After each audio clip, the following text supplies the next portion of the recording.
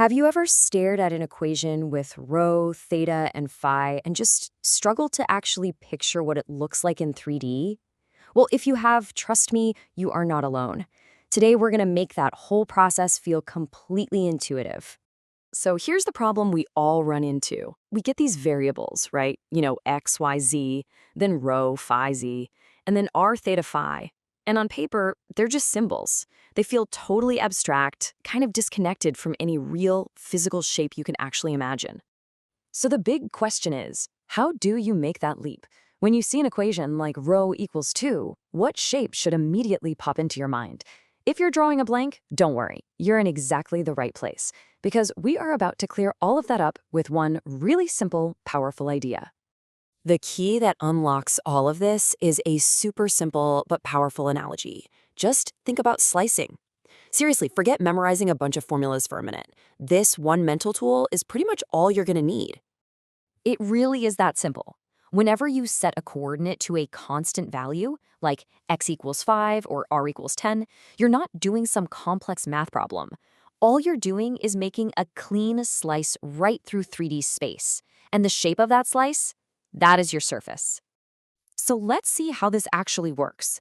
We're going to take our slicing analogy and apply it to our three main coordinate systems and see exactly what shapes pop out. First up, the Cartesian system. This one's the easiest to picture. If you set x to a constant, say x equals 5, it's just like making a perfectly straight vertical slice through space. And what shape does that make? An infinite flat plane. And it's the exact same idea for y equals a constant or z equals a constant. Simple, straight cuts give you planes. Easy enough, right? Okay, now for cylindrical coordinates. This is where it gets interesting. If we set rho, that's the distance straight out from the z-axis. If we set that to a constant, our slice becomes a circle that just extends infinitely up and down. Well, what's that? It's a cylinder. Now, if we fix the angle phi, we're slicing outward from the center at that specific angle, which creates a vertical half plane, kind of like an open page in a book. And z equals a constant, well, we already know that one. That's our good old horizontal plane.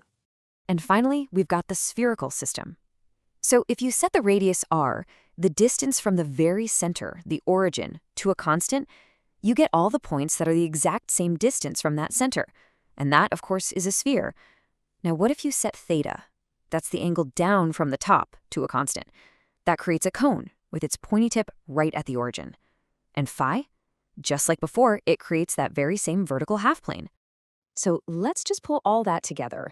As you can see, each system really has its own signature shapes, doesn't it? Cartesian is all about planes. Cylindrical gives you that cylinder, a half plane, and a plane. And spherical gives you a sphere, a cone, and that same half plane. Just getting these fundamental slices down is the absolute key.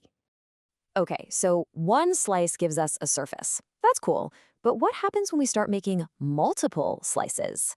Well, this is how we go from defining these huge infinite surfaces to pinpointing one single location in space. And here is the fundamental rule. You've got to burn this into your brain. It's so important. One constant gives you a surface. When you add a second constant, you're basically crashing two surfaces into each other, and their intersection defines a line or a circle.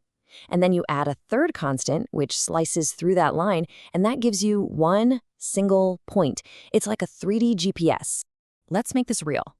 We need to find a point P using cylindrical coordinates, 2, 60 degrees, and 5. So we start with our first slice, rho equals 2. And as we now know, that instantly creates an infinitely tall cylinder with a radius of 2. All right, time for our second slice. Phi equals 60 degrees. This creates that vertical half plane, right? Starting from the z-axis and shooting straight out at a 60-degree angle. So think about it. Where do that plane and our cylinder intersect? They meet along a single, perfectly vertical line that runs right up the side of the cylinder. And for the final step, the third slice, z equals 5. This is just a flat, horizontal plane floating at a height of 5. Now, what happens when this flat plane slices right through that vertical line we just made? You get one single point. It is the one and only place in the entire universe where all three of those surfaces meet, and that is the precise location of our point P. See, it's not just abstract math, it's just the geometry of how things intersect. Okay, now that we totally get these surfaces, let's tackle something that trips a lot of people up, the unit normal vector. When you're standing on one of these curvy surfaces, which way is out? It seems like it would be complicated, but there's a surprisingly simple rule. First off, what even is it? A unit normal vector is just a tiny little arrow with a length of 1 that points perfectly perpendicular to a surface at any given point. Just think of it as pointing straight out. That's all it is. And here's the magic trick, the simple rule that makes it all so easy.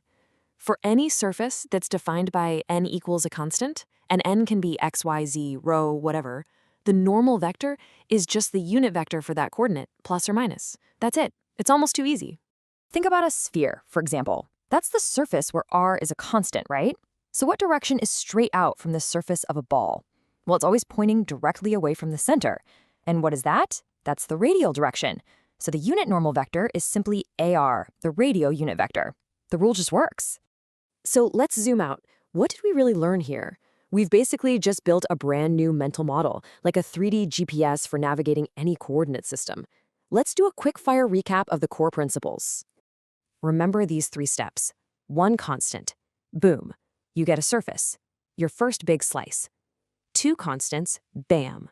You get a line or circle where 2 surfaces crash into each other. And 3 constants. You've nailed down 1 unique point in space. Surface, line, point. It really is that logical.